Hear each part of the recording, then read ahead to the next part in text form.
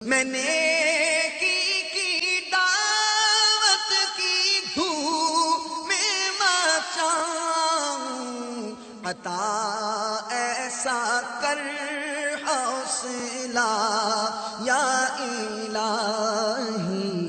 چگلی کی تعریف یہ ہے کسی کی بات ضرر یعنی نقصان پہنچانے کے ارادے سے دوسروں کو پہنچانا۔ امام محمد غزالی علیہ رحمۃ اللہ الوالی نے ارشاد فرمایا، جب کسی شخص کے سامنے ایسی چگلی پیش ہو اور کہا جائے کہ فلاں شخص نے تمہارے بارے میں یہ بات کہی ہے، یا تیرے حق میں فلاں کام کیا ہے، یا وہ تیرے معاملے کو خراب کرنا چاہتا ہے، وہ تیرے دشمن سے ساز باز کرتا ہے، یا تیرے حال کو خراب، یا اس قسم کی کوئی اور بات کہے، تو اس آدمی پر جس کے سامنے یہ بات کی گئی ہیں 6 باتیں لازم ہیں۔ پہلا کام تو وہ یہ کرے کہ وہ اس کی تصدیق ہی نہ کرے، یعنی اس کو سچا ہی نہ مانے، کہ چغل خور سچا نہیں ہوتا، کیونکہ چغل خور فاسق ہوتا ہے اور اس کی گواہی رد کی جاتی ہے۔ چنانچہ امام غزالی رحمۃ اللہ تعالی علیہ نے یہاں پر سورہ حجرات کی آیت کریمہ نقل کی ہے، ترجمہ کنز الایمان۔ اے ایمان والو، اگر کوئی فاسق تمہارے پاس کوئی خبر لائے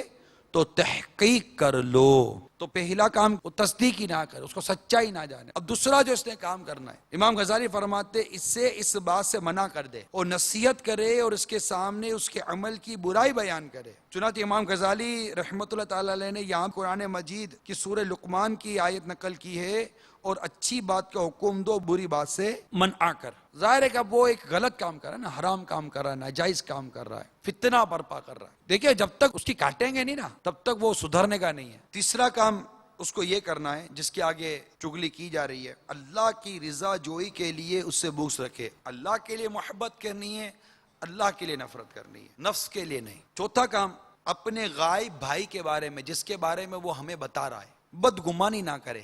پانچویں، جو کچھ تمہارے سامنے بیان ہوا اس کی تحقیق میں نہ پڑھو، کیونکہ یہاں امام غزالی رحمۃ اللہ علیہ نے آیت نقل کی ہے، وَلَا تَجَسَّسُوا، اور عیب نہ ڈھونڈو۔ اب مجھے بس کچھ بھی یہ کہیں سے بھی پتہ چل جائے، کوئی نہ کوئی ڈائریکٹلی میں انفارمیشن لینے کی کوشش کروں گا، کسی کو بھیجوں گا، آئے گا تو کوئی ایسی تصدیق کرنے کی کوشش کروں گا، کچھ تو کچھ طریقہ کروں گا جس سے مجھے پتہ چل جائے یار واقعی اس نے یہ بات کی ہے یا نہیں کی، اور کیا ضرورت ہے اتنی پنچاتوں میں جانے کی، اور کام نہیں ہے کہ یار اللہ کا ذکر کر لو۔ تو ان تمام چیزوں کو روکا جائے۔ یہ ہوئی 5۔ اب آئیے 6، جس چغلی سے تمہیں روکا گیا ہے اس سے اپنے لیے پسند نہ کرو اور اس کی چغلی کو آگے بیان نہ کرو۔ ہمارے سامنے آ کر کسی نے چغل خوری کی، ہم نے نہیں مانا، اب میرا کوئی دوست آیا، اب اس کے ساتھ بیٹھ کر میں سارا واقعہ بیان کر بیٹھوں گا، یار وہ آیا تھا، اس نے یوں بولا، یہ سب کیا ہے، سب سے تو بچ گیا، شیطان سے یہاں بھی بچ، کہ اب شیطان تجھے یہاں بٹھا کر اب تجھ سے وہ عمل کروائے گا جو تو اپنے لیے پسند نہیں کرتا تھا۔ اسی لیے کہتے ہیں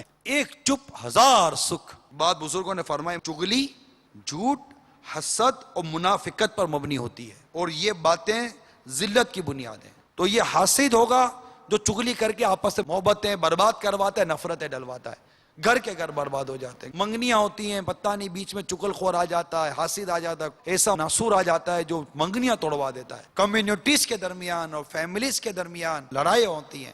سمجھ نہیں آ رہی کہ یہ ہو کیا رہا ہے ہمارے معاشرے کے اندر۔ ہم نے پیار اور محبت کو چھوڑ کر آخر نفرتوں اور نا اتفاقیوں کو کیوں آپس میں اتنی جگہ دے رکھی ہے؟ آخر ہم محبت کرنا کیوں نہیں سیکھتے؟ اچھی بات کرنا کیوں نہیں سیکھتے؟ آخر ایک بھائی کو کیا پڑی ہے کہ اپنے دوسرے بھائی سے ایسی بات کرے جس سے اس کے دل میں اس کے باپ کے لیے نفرت پیدا ہو جائے؟ نتیجہ آپ کے سامنے ہے، بربادی ہے معاشرے میں، قتل و غارت گری ہے، ایک دوسرے کی دشمنیاں ہیں، سب اس زبان کی آفتیں۔ بغیر تحقیق کے بات مان لی جاتی ہے، یقین کر لیا جاتا ہے، پھر اس کو آگے بیان کر دیا جاتا ہے، یوں کہیں باپ کو رسوا کریں گے، کہیں ماں کو رسوا کریں گے، بچوں کی امی کو رسوا کریں گے، کہیں باپ اپنی اولاد کو رسوا کرتی ہے، ماں باپ اپنی اولاد کو اس طرح برایا بیان کر کے رسوا کر دیں گے۔ نتیجہ کیا نکلے؟ جب ان کو پتا چلے گا تو یہ کہیں گے اب تحقیق کر کے بات کر کے کیا فائدہ، تم نے بازار میں جا کر ہمیں رسوائی تو کر دیا، رسوائی ہو گئی، اب کیا سلو کرنی ہے؟ ایک عزت تھی ہماری، وہ تو تم بازار میں نیلام کر آئے ہو، اب رہ کیا گیا؟ کچھ سوچنے کی عادت بھی پیدا نہیں ہوتی ہمارے اندر۔ یہ بات کرنے سے پہلے میں سوچوں تو صحیح، پہلے تولوں پھر بولوں۔